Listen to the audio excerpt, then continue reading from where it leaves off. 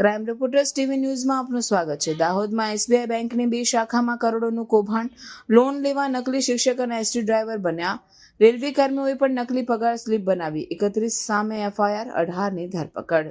દાહોદ શહેરની state bank of ઇન્ડિયાની 2 શાખાઓમાં ખોટા દસ્તાવેજો અને બનાવટી પગાર સ્લીપ્સના આધારે લોન મેળવી બેંક સાથે છેતરપિંડી અને વિશ્વાસઘાતનો મામલો સામે આવ્યો છે।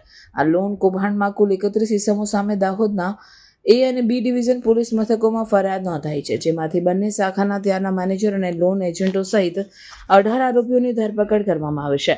ડીવાયએસપીએ જણાવ્યું કે ગઈકાલે ઝડપાયેલ 5 આરોપીઓને કોર્ટમાં રજૂ કરાતા 4 આરોપીઓને 5 દિવસના અને 1 આરોપીને 1 દિવસના રિમાન્ડ મળ્યા છે, જ્યારે આજે ઝડપાયેલ આરોપીઓને હજી કોર્ટમાં રજૂ કરાયા નથી। એસબીઆઈની યાદગાર ચોકની શાખાનું કૌભાંડ। દાહોદ શહેરના યાદગાર ચોક ખાતે આવેલ એસબીઆઈ બેંકની મુખ્ય શાખામાં 20 જૂન 2022 થી 13 ફેબ્રુઆરી 2024 દરમિયાન તત્કાલીન બ્રાન્ચ મેનેજર ગુરમિતસિંહ પ્રેમસિંહ બેદીને મદદથી 19 ઇસમોએ ખોટા દસ્તાવેજો રજૂ કરી લોન મેળવી હોવાનું બહાર આવ્યું છે। આરોપીઓ નકલી શિક્ષક, એસટી ડ્રાઈવર બની બનાવટી પગાર સ્લીપ તૈયાર કરી રિટેલ લોન મેનેજમેન્ટ સિસ્ટમમાં નેટ સેલેરીને બદલે ગ્રોસ સેલેરીની ખોટી એન્ટ્રી કરી વધુ લોન મેળવી હતી। લોન ધારકોના ખાતા નોન પરફોર્મિંગ એસેટ અથવા ઓવરડ્યુ હોવા છતાં પૂર્વ મંજૂરી નિરીક્ષણ વિના લોન મંજૂર કરવામાં આવી હતી। આ લોન કૌભાંડમાં દાહોદના ઝરીખુર્દ, તણસિયા, રાબડાળ, ગુંદીખેડા, ગરબાડા, મહીસાગર જિલ્લા, મધ્યપ્રદેશના ધાધણિયા અને રાજસ્થાનના રંગપુર ગામના રહેવાસીઓ સામેલ છે, જેમાં મહીસાગર જિલ્લાના જમનાના મુવાડા ગામના વિક્રમ મંગળ પટેલિયાએ પટ્ટાવાળા તરીકે નોકરી કરતા હોવા છતાં ક્લાર્ક તરીકે ખોટું સર્ટિફિકેટ રજૂ કર્યું હતું। ધાનપુરના નવાનગર ગામના સંજય રૂપા હઠીલાએ કેશ, ક્રેડિટ લોન અને ડિજિટલ લોન માટે ખોટા કોટેશન બિલો રજૂ કરી સેન્ટિંગ સામગ્રીની ખરીદી ન કરતા લોનની રકમનો દુરુપયોગ કર્યો હતો। આશિષ શિમલ બારિયાએ હોમ લોન અને સુરક્ષા લોનનો ઉપયોગ 4 માળનું મકાન બાંધવાને બદલે અધૂરું બાંધકામ કરી રકમનો દુરુપયોગ કર્યો હતો। ગુરમીત બેદીએ આ લોનની રકમ કોન્ટ્રાક્ટરને બદલે આશિષના ખાતામાં ટ્રાન્સફર કરી આવકના દસ્તાવેજો અને બાંધકામનું નિરીક્ષણ કર્યા વિના લોન મંજૂર કરી હતી। આ લોન કૌભાંડ અંગે હાલના બ્રાન્ચ મેનેજર દીપક ગુલાબરાવ પવારે દાહોદ એ ડિવિઝન પોલીસ મથકમાં ફરિયાદ નોંધાવતા પોલીસે આઈપીસી કલમ 420, 409, 465, 467, 468, 471, 120 બી અને 34 હેઠળ ગુનો નોંધી તપાસ શરૂ કરી છે।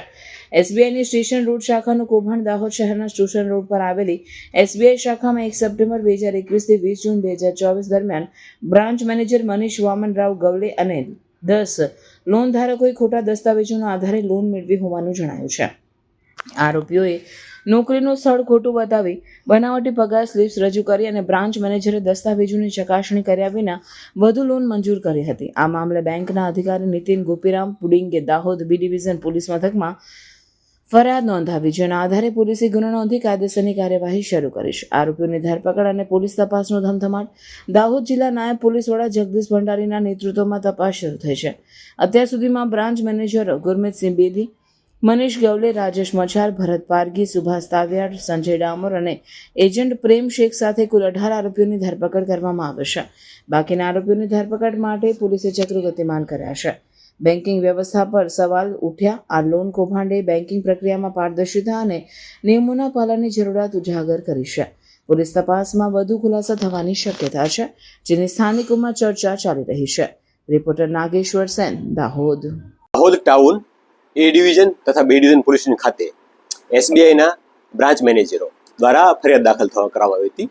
એ ફરિયાદ હકીકત જોવા જઈએ તો એસબીઆઈની દાહોદ ખાતે આવેલી 2 બ્રાન્ચો, એક માણેક ચોક ખાતેની બ્રાન્ચ અને એક એસટી બસ સ્ટેન્ડ ખાતેની બ્રાન્ચ, એ બંને બ્રાન્ચોમાં અગાઉ જે કામ કરી ગયેલા મેનેજર હતા તેઓના ટાઈમની અંદર જે લોન લેવા માટે એપ્લાય કરે છે એ લોનની પાત્રતા ના ધરાવતા હોય એનાથી વધુ રકમ લોન મેળવવા માટે જે પોતાની સેલેરી સ્લીપ છે કે ડોક્યુમેન્ટ છે ઇન્કમના, એ ડોક્યુમેન્ટમાં છેડછાડ કરી આવક વધારે બતાવી અથવા પોતે લાયક ના હોય અને લાયક બતાવે એ પ્રકાર ડોક્યુમેન્ટ ઊભા કરી અથવા પોતે નોકરી ના કરતા હોય ત્યાંની પણ પહેલેથી રજૂ કરી આમ અલગ અલગ પ્રકારે લોનો મેળવવા માટે એપ્લાય કરતા અરજી, અને એમાં બેંકના મેનેજર, બેંકના કામ કરતા અન્ય વ્યક્તિઓ જવાબદાર, એજન્ટો અને લોન ધારકો આ તમામના મેળાવેણામાં ટોટલ એ ડિવિઝન વિસ્તારમાં જે આવેલી બ્રાન્ચ છે એમાં 4,75 લાખની અને બી ડિવિઝન બ્રાન્ચ આવેલી છે ત્યાં 82 લાખની, એમ મળી ટોટલ 5.5 કરોડ ઉપરની લોનો જે તે સમયે મંજૂર કરી હતી। આ અન્વયે ઓડિટ રિપોર્ટમાં આવતું ધ્યાનમાં આવતા ગુના દાખલ થયા છે અલગ અલગ 2, અને એ બંને ગુના અન્વયે ટોટલ બંને થાણામાં મળી અને 18 જેટલા આરોપીઓની હાલમાં અટક કરવામાં આવેલી છે,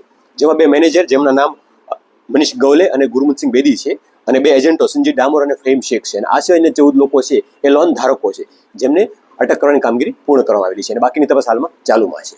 સર, જે લોન ધારકો છે તેઓએ કઈ પ્રકારની નોકરી ધરાવતા હોવાનું રજૂઆત કરી હતી? હાલમાં પ્રાથમિક દૃષ્ટિએ તપાસ થઈ છે. એમાં જે અમુક લોકો છે રેલવેમાં નોકરી કરે છે, અમુક લોકો પોતે એસટીમાં કંડક્ટર હોય કે ડ્રાઈવર હોય એ પ્રકારના ખોટા સર્ટી ઊભા કર્યા છે અને એના આધારે લોન મેળવવાનો પ્રયત્ન કર્યો છે. મહત્વની મોરસ ઓપરેટિંગ કઈ પ્રકારની છે? હા, મેં જેમ વાત કરી એ રીતે જે પોતાની લોનની જે પોતાની સેલેરીની જે રકમ છે એ રકમ કરતાં વધુ રકમ સેલેરીમાં બતાવવાની અને એ સેલેરી સ્લીપ છે એને ફોર્જ ઊભી કરવાની, જેથી કરીને પોતે વધુ લોન માટે લાયક છે એ પ્રકારનું દેખાડી શકે અને એના આધારે વધુ લોન મેળવવા માટેનો પ્રયત્ન થયો હોય તેવું પ્રથમ દૃષ્ટિએ જણાવ્યું છે. હા, ગઈકાલે આમાંથી ટોટલ 5 જેટલા આરોપી હતા જે અટક થયા હતા, જેનો ટાઈમ પૂરો થતો એનો કોર્ટમાં રજૂ કર્યા હતા, જેમાંથી 4 જેટલા આરોપીઓને 5 દિવસના અને 1 આરોપીને 2 દિવસના રિમાન્ડ મળ્યા છે અને બાકીના આરોપીઓ છે એ હાલમાં પોલીસ કસ્ટડીમાં છે, જેમને રિમાન્ડ મેળવવાની કામગીરી કરવામાં આવશે.